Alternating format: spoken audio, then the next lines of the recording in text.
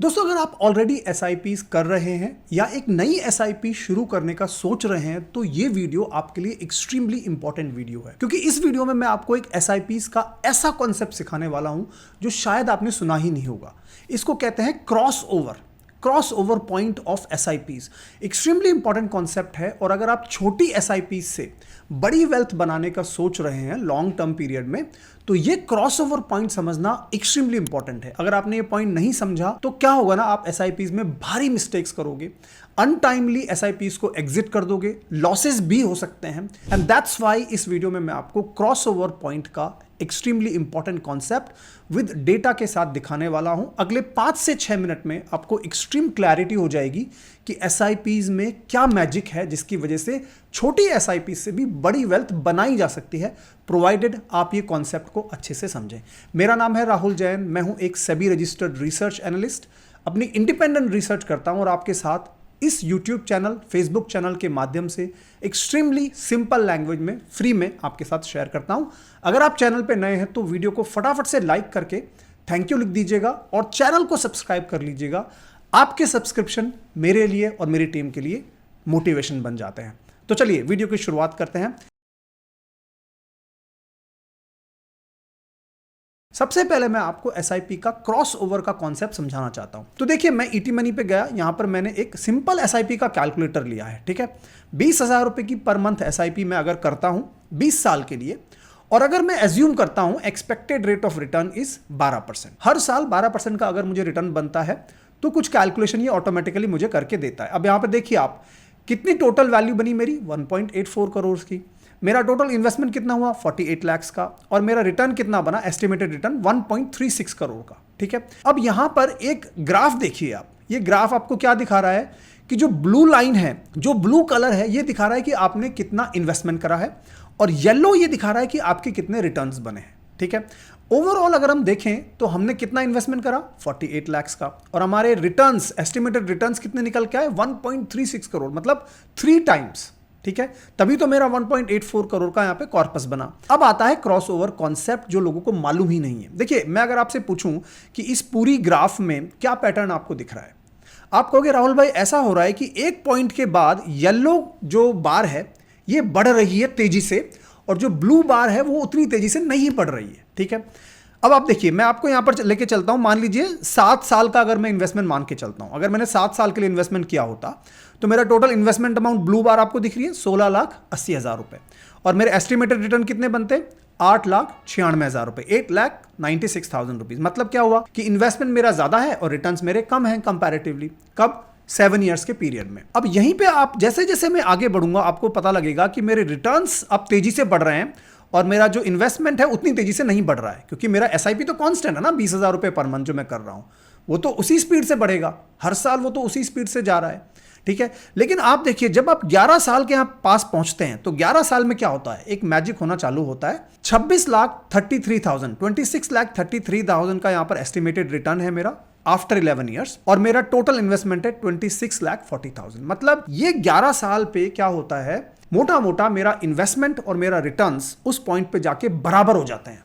इसको कहते हैं क्रॉस ओवर पॉइंट। जब आपके रिटर्न्स और आपका इन्वेस्टमेंट दोनों बराबर हो गए, 50-50 हो गए आपकी कॉर्पस में। अब ये इंपॉर्टेंट क्यों है? ये इसलिए इंपॉर्टेंट है कि इसके बाद एक्चुअल में कंपाउंडिंग का मैजिक किक इन होता है। देखिए, 13 साल में क्या हुआ, अब आपके एस्टिमेटेड रिटर्न बन गए 32,81,000, इन्वेस्टमेंट कितना है 28,80,000 ओनली। ठीक है, उसके बाद 15 साल पे देखिए 49,10,000 का एस्टिमेटेड रिटर्न, और इन्वेस्टमेंट कितना है 33,60,000। अब आप 18 साल में देखिए क्या होता है, यहां पर आपका एस्टिमेटेड रिटर्न हो गया 99,14,000 और आपका इन्वेस्टमेंट कितना है 43 लाख ओनली। जो गैप है आपके एस्टिमेटेड रिटर्न्स और इन्वेस्टमेंट में वो बढ़ता जा रहा है, बढ़ता जा रहा है, बढ़ता जा रहा है, और इवेंचुअली जब आप 20वें साल में पहुंचते हो तो आपके रिटर्न्स हो जाते हैं 1,35,00,000 और आपका इन्वेस्टमेंट रह जाता है ओनली 48 लाख। मतलब 3 टाइम्स, ऑलमोस्ट 3 टाइम्स आपके इन्वेस्टमेंट से 3 टाइम्स रिटर्न्स आपको मिले हैं। तो ये जो 11वां साल था ना इस पूरी ग्राफ में, ये बहुत इंपॉर्टेंट था, क्योंकि ये एक ऐसा क्रॉस ओवर पॉइंट हो गया कि जहां पर आपके रिटर्न्स आपके इन्वेस्टमेंट को एक्सीड करने लगे धीरे धीरे। और अगर आपने इससे पहले पैसा निकाल लिया तो आपका जो कंपाउंडिंग है, तो एक्चुअल कंपाउंडिंग जो किक इन होता है वो रह जाएगा। ठीक है, इसीलिए ये क्रॉस ओवर पॉइंट को समझना एक्सट्रीमली इंपॉर्टेंट है। आपको अभी तक शायद ये कॉन्सेप्ट मालूम भी नहीं होगा बहुत लोगों को कि क्रॉस ओवर होता क्या है, लेकिन आज मैंने आपको एग्जांपल के साथ दिखा दिया कि क्रॉस ओवर पॉइंट होता क्या है और इसकी जरूरत क्या है हमें समझने की। ठीक है, तो अब मैं आपको एक एडवांस कॉन्सेप्ट सिखाता हूं। ठीक है, ये तो वो बेसिक जो मेरे सारे फॉलोअर्स को पता ही होना चाहिए, और अब तक अगर आपने फॉलो नहीं किया तो फॉलो कर लीजिए फटाफट से। अब मैं आपको एडवांस सिखाने वाला हूं। एडवांस क्या है? देखिए, इस पूरी कैलकुलेशन में ना ये क्या एज्यूम किया गया है कि हर साल 12% का रिटर्न मिल रहा है। ठीक है, क्या प्रैक्टिकल लाइफ में ऐसा होता है? बिल्कुल नहीं होता। हर साल 12% का रिटर्न कभी नहीं मिलता। ऐसे बहुत सारे साल होते हैं जिनमें लॉसेस भी होते हैं, ऐसे बहुत सारे साल होते हैं जिसमें 12% से भी ज़्यादा रिटर्न मिलता है। जैसे अगर मैं आपको अभी का एग्जांपल दूं, पिछले 2 साल में अगर आप देखें, ये 2 साल का डेटा दिखिए आप यहाँ पर। ठीक है, निफ्टी का चार्ट है ये सिंपल, कितने रिटर्न्स बन के आए? कुछ भी रिटर्न नहीं बना, -1% लॉस में इनफैक्ट हुआ है यहाँ पर। ठीक है, तो मार्केट कभी हर साल 12% नहीं चलते। तो इसलिए जितने भी ये कैलकुलेटर्स हैं जिसमें ये दिखता है कि भाई देखो मानो कि 11 साल में जाके क्रॉसओवर हो जाएगा, ये थोड़ा सा मिसलीडिंग हो सकता है। ये केवल कॉन्सेप्ट समझाने के लिए जरूरी था कि आपको एक बार कॉन्सेप्ट समझ में आ जाए। बट अब मैं आपको एक्चुअल एडवांस लेवल का डेटा दिखाता हूं। ठीक है, ये डेटा देखिए मेरे स्क्रीन पे। यहां पर आपको दिखेगा कि जो क्रॉस ओवर टाइम पीरियड होता है ये डिपेंड करता है कि आपने एसआईपी कब चालू करी है। ठीक है, फॉर एग्जाम्पल 1980 में अगर आपने एसआईपी चालू करी होती तो अगले 5.5 साल में 5.4 ईयर्स में आपका पोर्टफोलियो क्रॉस ओवर हो गया होता। इट डजंट मैटर कि आपकी एसआईपी अमाउंट क्या थी। ठीक है, बेसिक सेंसेक्स में अगर आपने एसआईपी करी होती, चाहे आपने 10,000 की करी थी चाहे 1 लाख की करी होती, 5.4 ईयर्स में आपका क्रॉसओवर हो गया होता। ठीक है, देखिए अभी दूसरा इंटरेस्टिंग फैक्ट, 1990s में 2.1 ईयर्स में ही आपका क्रॉसओवर हो गया होता। ठीक है, वहीं पे 1995 में अगर आपने एसआईपी चालू करी होती तो 10.6 ईयर्स लग जाते आपकी क्रॉसओवर होने में। तो इसका मतलब क्या हुआ कि चूंकि मार्केट बहुत ही ज्यादा साइक्लिक होता है, आप कब एसआईपी चालू करते हो इसके ऊपर डिपेंड करेगा कि आपका पोर्टफोलियो का क्रॉसओवर कब होगा। ठीक है, लेकिन घबराने की बात नहीं है, क्रॉसओवर जरूर होता है, चाहे किसी में 10 साल में हुआ, किसी में 5 साल में, किसी में 2.8 ईयर्स में। अब ऐसा क्यों है राहुल भाई कि 1990s में 2.1 ईयर्स में ही ये क्रॉसओवर हो गया, वाइल अगर हम देखें 1995 में 10.6 ईयर्स लगे, 2010 में देखें तो 11 साल लगे। मैं आपको कुछ दिखाता हूं, इसका भी मैंने पूरा एक स्टडी करा है और मैं आपको स्टडी के हिसाब से दिखाता हूं कुछ। ठीक है, तो देखो जिसने एसआईपी चालू करी थी 1990s में, उसको तकरीबन 2 साल में ही उसका क्रॉसओवर क्यों हुआ? क्योंकि 1990 से एक मैसिव बुल रन चालू हुआ, 370% के निफ्टी के रिटर्न्स आए। आप मेरे स्क्रीन पे देख सकते हैं 2 साल में हर्षद मेहता का जो स्कैंडल हुआ था उससे जस्ट पहले बुल रन जो आया था, मैसिव बुल रन, उसकी वजह से 2 ही साल में लोगों के पोर्टफोलियो क्रॉसओवर हो गए। ठीक है, ये समझ में आया 1990s में क्या हुआ। अब मैं आपको दूसरा दिखाता हूं। अब देखो जिसने 2005 में एसआईपी चालू करी थी उसका भी क्रॉसओवर बहुत जल्दी हुआ। क्यों हुआ? क्योंकि 2005 से एक बड़ा ही बुल रन चालू हुआ और 208% निफ्टी ऊपर चला गया ऑलमोस्ट 3 साल के अंदर अंदर। ठीक है, ये भी बहुत बड़ा बुल रन था। तो बुल रन जब शुरू हुआ उससे जस्ट पहले जिसने एसआईपी चालू कर दी उसका क्रॉसओवर बहुत जल्दी हो गया। अब वहीं पे इस डेटा को वापस देखिए, जिसने 2010 में एसआईपी चालू करी ना उसके क्रॉसओवर होने को 11 साल लग गए। ठीक है, ऐसा क्यों? मैं आपको डेटा दिखाता हूं। 2010 से देखिए, 2010 से तकरीबन 2013 तक ऑलमोस्ट 3 साल तक मार्केट साइडवेज रहा, -2% रिटर्न्स आए। तो जिन लोगों ने 2010 में एसआईपी चालू करी उनको बहुत लंबे समय तक वेट करना पड़ा। ठीक है, अभी का पीरियड क्या है? अभी का मैं आपको डेटा दिखा देता हूं। तो अभी चल क्या रहा है, देखिए पिछले 2 साल से ना अभी क्या हुआ पड़ा है, मार्केट में रिटर्न्स नहीं आए हैं। निफ्टी लेवल पे मैं बात कर रहा हूं। ठीक है, इसकी वजह से जिन्होंने 2 साल पहले इन्वेस्टमेंट एसआईपी चालू करी थी उनको थोड़ा लंबा टाइम वेट करना हो सकता है।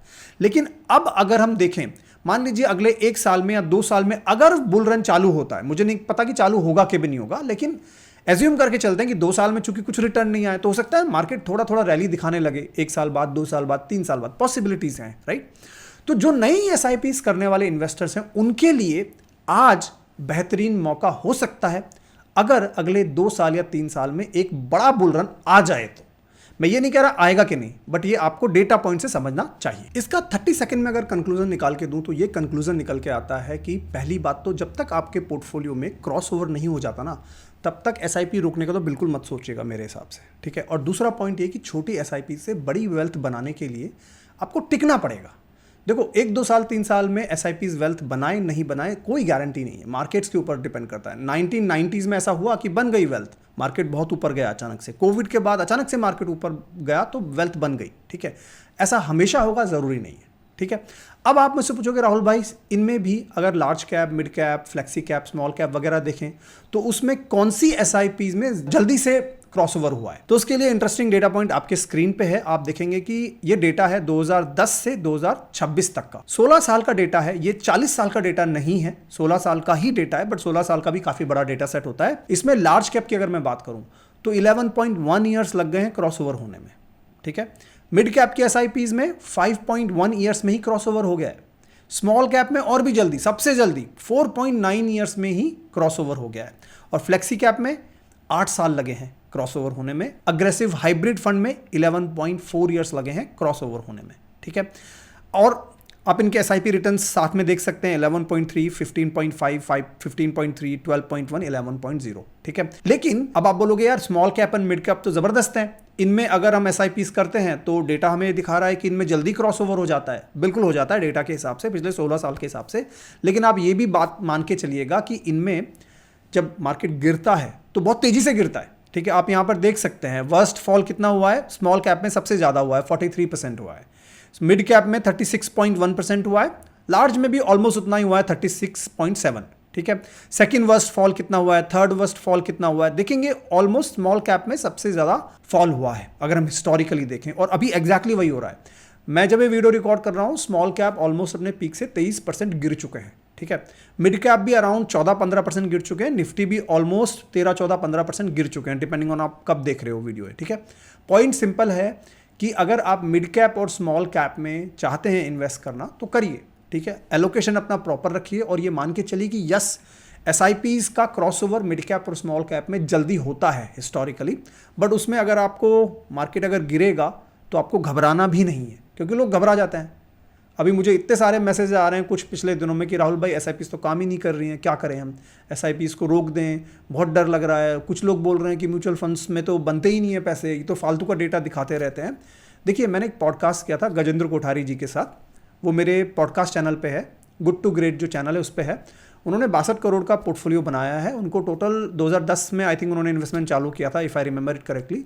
16 साल लगे हैं, 15-16% का उनका XIRR रिटर्न निकल के आता है। ये जोक नहीं है, ये रियल लाइफ स्टडी है, रियल एग्जाम्पल है किसी एक इंसान का जिसने एक्चुअल में इन्वेस्टमेंट करके उन्होंने लाइव अपना पोर्टफोलियो दिखाया हुआ है लोगों को, ऐसा नहीं दिखाया हुआ है, ठीक है। तो वेल्थ तो बन सकती है, उसके लिए हमें पेशेंस चाहिए, टिके रहना चाहिए। अब आप लोग बोलोगे कि राहुल भाई छोटी एसआईपी से बड़ी वेल्थ कैसे बनती है। देखो एक और मैं आपको क्विकली ग्राफ दिखा देता हूं, यह है स्टेप अप एसआईपी का, बहुत क्विकली दिखाऊंगा, आप सबको कॉन्सेप्ट मालूम है। 20,000 की मंथली एसआईपी 20 साल तक के लिए 10% का हर साल स्टेप अप, हर साल 20,000 को हमें 10% से बढ़ाना है। ग्राफ में फर्क देखिए आप, ब्लू लाइन जो है वो बिना स्टेप अप के है, और जो आपको ये लाइट ऑरेंज लाइन दिखाई दे रही है, आप इसमें देखिए कितनी तेजी से ये वेल्थ को बढ़ाता है। मतलब सेम इंसान की अगर हम बात करें, दो इंसान की, जिसने 1 स्टेप अप करा है और जिसने स्टेप अप नहीं करा है, कितना फर्क आ रहा है वेल्थ में, 102% का एक्स्ट्रा वेल्थ का यहाँ पर कंपाउंडिंग होता दिख रहा है, ठीक है। तो दो कॉन्सेप्ट समझ के चल रहे हैं, क्रॉसओवर का और दूसरा स्टेप अप का। स्टेप अप का शायद लोगों को मालूम है, बट फिर भी मैंने 1 मिनट के अंदर अंदर कवर किया है। अब ये क्वेश्चन आता है कि राहुल भाई मिड कैप और स्मॉल कैप्स में कहाँ कौन से म्यूचुअल फंड्स अच्छे हैं। तो मैंने अपने चैनल पे कुछ वीडियोस बनाई हैं और उनमें मैंने सबसे पहला लॉजिक जो आपको समझाया था वो रोलिंग रिटर्न्स का समझाया था। मुझे उम्मीद है कि आप सबको रोलिंग रिटर्न समझ में आया होगा। अगर आपको वो समझ में नहीं आया पॉइंट तो ज़रूर वो वीडियो देखिएगा। अब मैं आपको कुछ डेटा दिखा देता हूँ कि स्मॉल कैप में अभी के हिसाब से किसके रोलिंग रिटर्न्स बेटर हैं पिछले 5 साल में, 10 साल में। तो लिस्ट आपके सामने है, इसमें मेरी कोई रिकमेंडेशन नहीं है और ये डेटा चेंज भी हो जाता है, ठीक है। लेकिन रोलिंग रिटर्न्स हैं तो आप थोड़ा 5 साल का रोलिंग रिटर्न्स लेके चलेंगे तो कंसिस्टेंसी आपको दिखेगी। यहाँ पर क्वांट ने 21.56% दिए हैं स्मॉल कैप में, लेकिन अभी बहुत गिरा हुआ है, क्वांट भी बहुत गिरा हुआ है, ठीक है। मतलब जितना स्मॉल कैप इंडेक्स गिरा हुआ है उससे ज़्यादा क्वांट गिरा हुआ है। But that is the nature of quant, right, कि ये गिरेगा ज़्यादा क्योंकि ये 5 साल में इसने रिटर्न्स भी उसी तरह के फिर जनरेट करके दिए हैं, ठीक है। बंधन है, बंधन small cap 20.77, Nippon India 20.18, Invesco 19.18, HSBC 17.85, HDFC 17.84। आप ये पूरी लिस्ट देख सकते हैं, ठीक है। ये सारे यहाँ पर फंड्स हैं जो कि 5 साल के बेसिस पे रोलिंग रिटर्न्स वाइज इनको हाई टू लो मैंने अरेंज करा हुआ है। मिड कैप कैटेगरी में अगर मैं जाता हूं तो मिड कैप कैटेगरी में अगर जाता हूं तो अभी आपके सामने लिस्ट देखिए 5 साल के बेसिस पे। यहाँ पर मोतीलाल ओसवाल नंबर 1 है, अभी बहुत गिरा हुआ है। जब मैं वीडियो रिकॉर्ड कर रहा हूँ बहुत ज्यादा तेजी से गिरा हुआ है अभी। ये क्या एक अपॉर्चुनिटी हो सकती है? आपको एक क्वेश्चन आपसे अपने आप पूछना है कि जब कोई फंड बहुत तेजी से गिरा है, ऑलरेडी उसमें 25% 30% की गिरावट है तो क्या आप में हिम्मत है, क्या आप में पेशेंस है? अगर थोड़ा और गिरेगा तो क्या आपको डर नहीं लगेगा? अगर वो सारे क्वेश्चंस का आंसर यस है तो ये एक अच्छी अपॉर्चुनिटी हो सकती है for a patient, for a long term investor, not for a short term trader kind of investor. दूसरे नंबर पे HDFC मिड कैप देख लीजिएगा 19.69 है, निपॉन इंडिया 19.63 है, एडलवाइज का 18.55 है, इन्वेस्को बहुत अच्छा है 18.04 है, महिंद्रा मैन्युलाइफ 17.93। इस तरह से ये सारे मिड कैप फंड्स भी हैं जो मैंने आपको रोलिंग रिटर्न्स यहाँ पर आपके सामने शेयर किए हैं।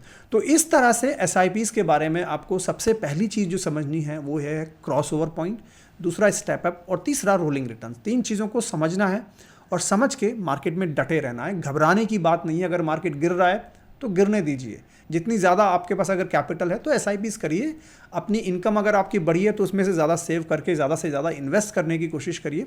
मैं तो यही कर रहा हूँ, अपनी इनकम का मैं तकरीबन 90% मैं इन्वेस्ट करता हूँ जिससे कि मेरी लॉन्ग टर्म वेल्थ बन जाए, 2030 तक मैं फाइनेंशियली फ्री हो जाऊँ। ये मेरा पर्सनल गोल भी है, मेरे चैनल पे भी ये आउट है, मैंने लिखा हुआ है क्लियरली, और होपफुली मैं 2030 तक फाइनेंशियल फ्री हो जाऊंगा।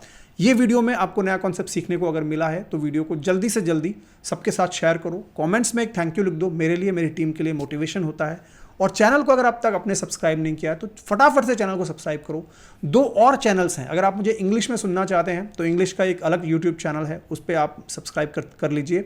गुड टू ग्रेट का एक पॉडकास्ट सीरीज है जिसमें फाइनेंस प्लस नॉन फाइनेंस जो truly good to great stories को कवर करता है, वो भी आपके सामने एक ऑप्शन है, उसको भी जरूर सब्सक्राइब करिएगा। मैं आपसे फिर मिलूंगा, तब तक के लिए जय हिंद, जय भारत।